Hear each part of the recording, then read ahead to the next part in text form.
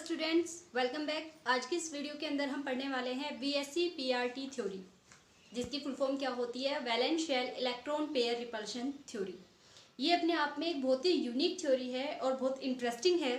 तो हम इसमें वन बाय वन जितने भी मॉलिक्यूल्स है, इसे पढ़ने के बाद आपको पता चल जाएगा कि किस तरीके से आप स्ट्रक्चर बनाएंगे। जो मॉलिक्यूल्स अब तक आपने सिर्फ पढ़े हैं, उनके स्ट्रक्चर ड्रॉ करना और उनकी ज्योमेट्री के बारे में आपको पता चल जाएगा। तो शुरू करते हैं। Valence shell electron pair repulsion theory, short के अंदर इसे बोला जाता है वीएससी पीआरटी, या फिर कई बार लिखा मिलेगा VSC PRT theory. Okay, the electron pair surrounding the central atom repel one another. ये कह रहा है जब भी इलेक्ट्रॉन पेयर, जो सेंट्रल एटम होता है, कोई एटम है, उसके सराउंडिंग में जो इलेक्ट्रॉन पेयर्स होते हैं वो प्रेजेंट रहते हैं, जो एक दूसरे को रिपेल कर रहे होते हैं हमेशा, and move so far apart, और एक दूसरे से मैक्सिमम डिस्टेंस के ऊपर जाना चाहते हैं, from one another, that there are no further repulsions between them, ताकि उनके बीच में रिपल्शंस ना हो।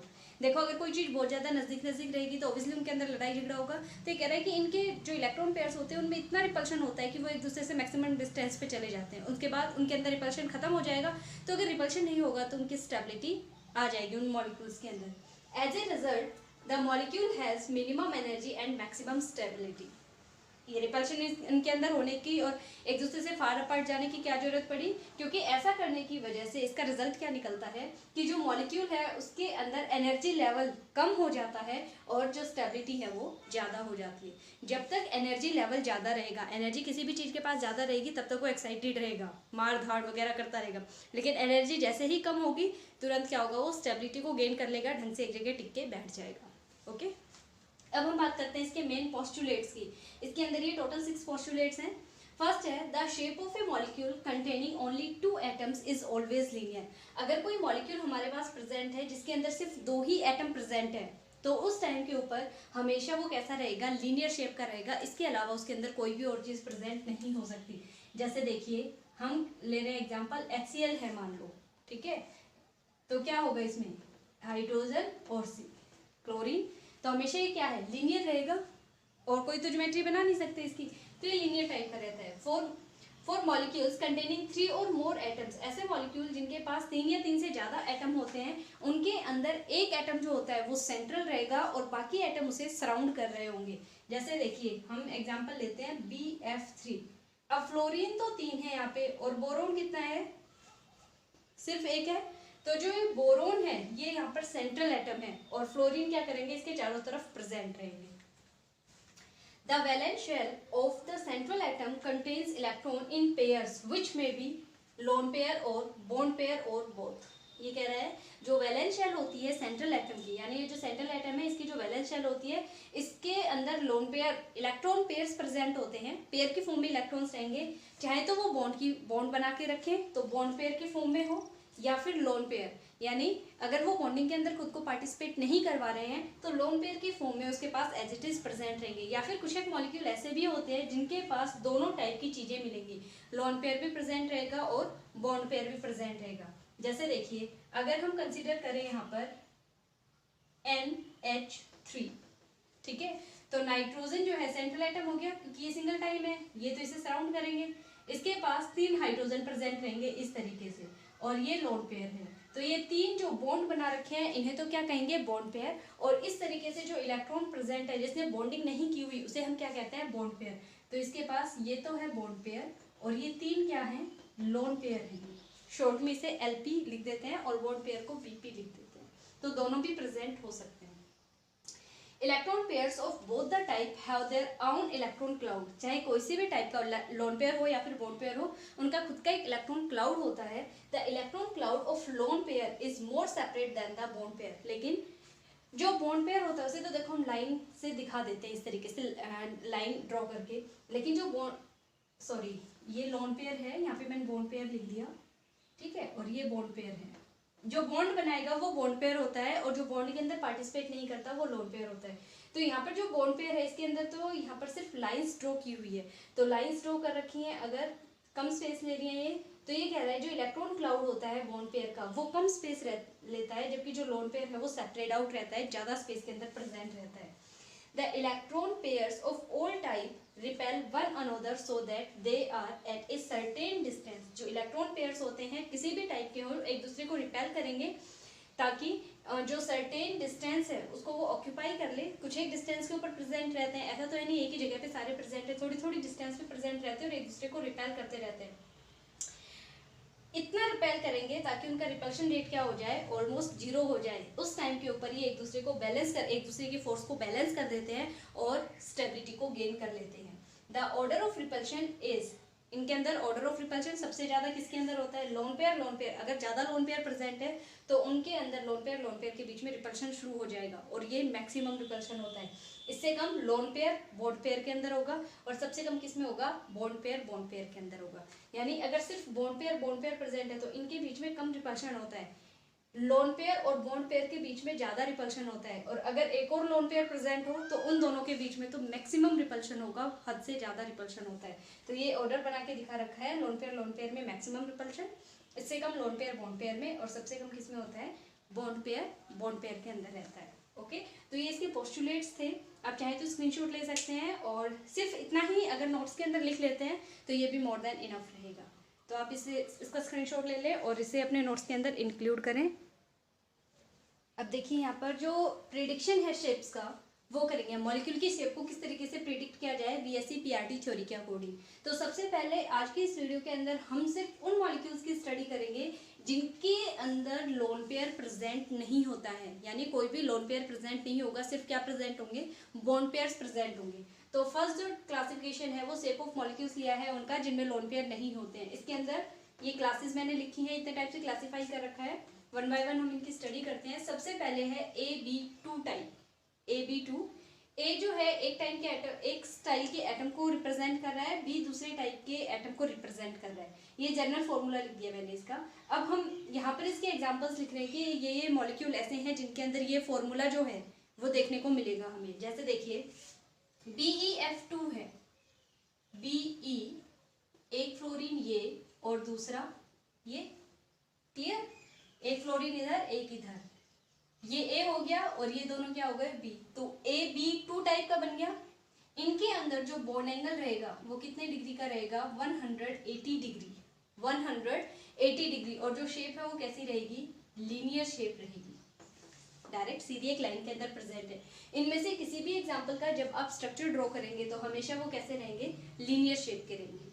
अब बात करते हैं AB3 के बारे में, यानी सेंट्रल एटम ए है और बी जो है वो 3 एटम है सेकंड टाइप के। तो यहाँ पर ये इतने सारे मैंने एग्जांपल्स लिखे हुए हैं जो इस सेकंड क्लास के क्लासीफाई करेंगे।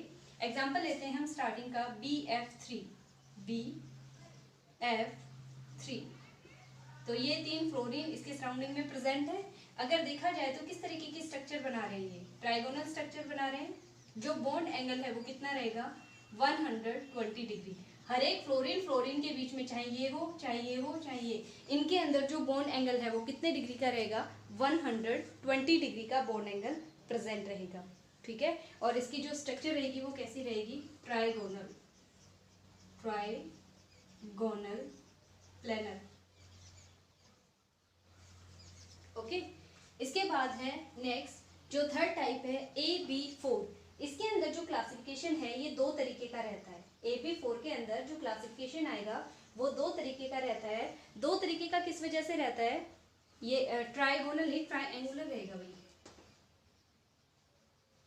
ट्राइएंगुलर। इसमें 2 तरीके का क्लासिफिकेशन रहता है। देखिए AB4 जो है एक तो होता है टेट्राहेड्रल, जैसे मान लो हम ये वाला एग्जांपल कंसीडर कर रहे हैं C और इसके सराउंडिंग में 4 हाइड्रोजन प्रेजेंट है, 1 2 3 एंड 4। इस तरीके की अगर ज्योमेट्री मिलती है हमें तो इस शेप को हम क्या कहेंगे, टेट्राहेड्रल। कौन सी ज्योमेट्री रहेगी, टेट्राहेड्रल ज्योमेट्री रहेगी। और जो बॉन्ड होता है वो एंगल जो है इसका 109 डिग्री 28 मिनट का प्रेजेंट रहता है, 109.28 का रहेगा और ये टेट्राहेड्रल ज्योमेट्री है। लेकिन साथ ही साथ इसके अंदर एक तरीके से और बन सकती है, वो कौन सी है, स्क्वायर प्लेनर। उसके लिए यहाँ पर 2 एग्जांपल्स लिखे हुए हैं। ये ऐसे एग्जांपल हैं जो क्या कौन सी स्ट्रक्चर शो करेंगे, टेट्राहेड्रल। और स्क्वायर प्लेनर भी इसके अंदर बनेगी, तो वो किस तरीके से बनेगी, देखिए जो निकल है ये बीच में प्रेजेंट रहेगा और जो साइनाइड है वो इस तरीके से इसके कॉर्नर्स के ऊपर प्रेजेंट रहेंगे। तो अब देखिए है तो ये भी AB4 टाइप ही, लेकिन जो ज्योमेट्री है वो चेंज हो गई। अभी किस टाइप का बन गया, square planar. Okay, square planar type की स्ट्रक्चर बन गई। तो जो AB4 है इसके अंदर दो टाइप की स्ट्रक्चर्स बन सकती हैं, टेट्राहेड्रल और स्क्वायर प्लेनर, याद रखें इस चीज को। नेक्स्ट जो क्लासिफिकेशन है AB5 टाइप, इसके अंदर A जो है सेंट्रल एटम है और B जो है इसके सराउंडिंग में प्रेजेंट है। ये इसकी स्ट्रक्चर टाइप्स हैं। जो जो एग्जांपल आप ले सकते हैं, यहाँ पर हम एक स्ट्रक्चर ड्रॉ करके देख लेते हैं।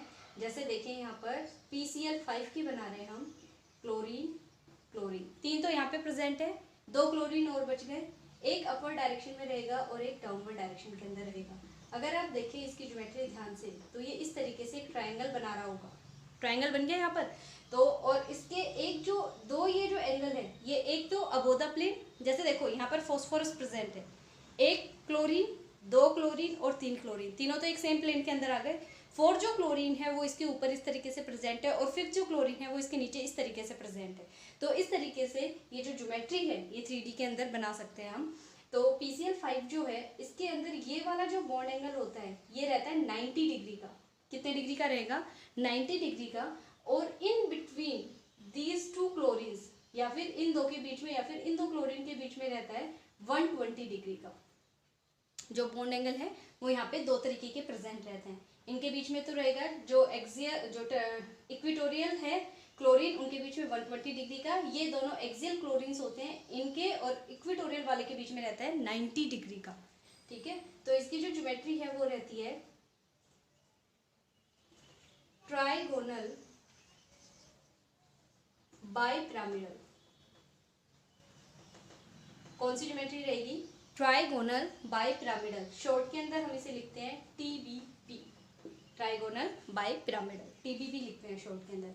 अब बात आती है AB6 टाइप की। इसके अंदर 6 सेम टाइप के जो एटम्स हैं वो सेंट्रल एटम को सराउंड करेंगे। ठीक है, 6 सेम टाइप के जो एटम्स हैं वो सराउंड करेंगे। तो देखिए ये मान लो बीच में सल्फर आ गया, क्योंकि हमने एग्जांपल क्या लिया है SF6। इसके सराउंडिंग में फ्लोरीन प्रेजेंट रहेंगे, 1 2 3 4 5 एंड 6। और ये इस तरीके से देखिए जैसे स्क्वायर प्लेनर बनाया था ना पहले, तो वैसे ही बन जाएगा। एक फ्लोरीन इसकी अपर डायरेक्शन में, एक लोअर डायरेक्शन में, सेम वैसे ही, एक अबोव द प्लेन और एक बिलो द प्लेन। और 4 जो है वो सेम डायरेक्शन के अंदर, सेम प्लेन के अंदर प्रेजेंट रहेंगे। ये जो ज्योमेट्री है ये रहती है ऑक्टाहेड्रल, ऑक्टाहेड्रल ज्योमेट्री रहेगी। इस चीज का ध्यान रखिए, काफी इंपॉर्टेंट है। जो ज्योमेट्री है वो इसकी कैसी रहेगी, ऑक्टाहेड्रल टाइप की रहेगी। सल्फर जो है ये सेंट्रल एटम है, बीच के अंदर प्रेजेंट रहेगा और 6 जो फ्लोरीन है वो इसे सराउंड करके रखेंगे चारों तरफ से। और इस तरीके से इसकी जो ज्योमेट्री है वो ऑक्टाहेड्रल टाइप की बनती है। ठीक है, और यहाँ पर जो बॉन्ड एंगल रहता है वो रहेगा 60 डिग्री का। कितने डिग्री का रहेगा, 60 डिग्री का। अब एक लास्ट क्लासिफिकेशन और है इसमें, वो और देखें आप।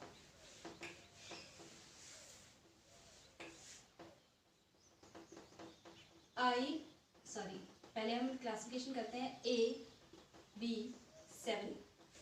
AB7 यानी एग्जाम्पल क्या रहेगा इसका, IF7। बहुत ही इंपॉर्टेंट एग्जाम्पल है IF7। कैसे बनाएंगे, सबसे पहले आपको बनाना है एक पेंटागन। इस तरीके से बनाना है, बन गया पेंटागन। 5 कॉर्नर है इस पे, 1 2 3 4 5। बीच के अंदर क्या करेंगे, आयोडीन लगा देंगे। ठीक है, सेंटर में इसमें। और आप इस तरीके से सारे जितने भी कॉर्नर्स है उन्हें इस सेंट्रल आयोडीन के साथ अटैच करवाते, और हर एक के ऊपर क्या लिख देंगे, फ्लोरीन। ओके, लेकिन यहाँ टोटल फ्लोरीन कितने हैं, 7 है। अभी तो हमने 5 ही ड्रॉ किए हैं। जो 2 क्लोरीन बच गए वो एक अबोव द प्लेन यहाँ पर और एक बिलो द प्लेन, इस तरीके से प्रेजेंट रहते हैं। और ये जो ज्योमेट्री है इसे बोला जाता है पेंटागोनल बाइपिरामिडल। कौन सी ज्योमेट्री है ये, पेंटागोनल बाइपिरामिडल। ठीक है, तो ये पेंटागोनल बाइपिरामिडल है और इस तरीके से यूनिक सी स्ट्रक्चर है। इसमें देखो 6 प्रेजेंट है, तो हेक्सागोनल मत लिख के आ जाना, इसे ऑक्टाहेड्रल के नाम से ही जाना जाता है, तो आपको ऑक्टाहेड्रल ही लिखना पड़ेगा। मेरे ख्याल से आज के लिए इतने काफ़ी हैं। आप इन्हें बना बना के प्रैक्टिस करें। एक जो मैंने बता दिया वो तो आपको 101% याद करना ही करना है। इसके अलावा और भी एग्जाम्पल लिखे हुए हैं। हो सकता है एग्जाम के अंदर आपको ये ना देके लिख दे ASF5 की स्ट्रक्चर ड्रॉ करके बताइए, या फिर इसका क्लासिफिकेशन बताइए, या इसकी ज्योमेट्री बताइए किस टाइप का होता है, तो वहाँ पे आप कंफ्यूज हो जाएंगे। तो इन एग्जाम्पल्स को भी ध्यान में रखें। बाकी जो एग्जाम्पल मैंने यहाँ पे ड्रॉ किए हैं वो सबसे ज़्यादा इंपॉर्टेंट है, उन पर सबसे ज़्यादा क्वेश्चन आते हैं। ओके, तो 1 बाय 1 इन्हें याद करें। आज हमने इसका सिर्फ हाफ पोर्शन ही किया है। विदाउट लोन पेयर वाली स्ट्रक्चर्स देखिए, उनकी ज्योमेट्री देखिए। विद लोन पेयर्स हम नेक्स्ट वीडियो के अंदर देखेंगे जो स्ट्रक्चर्स होंगी।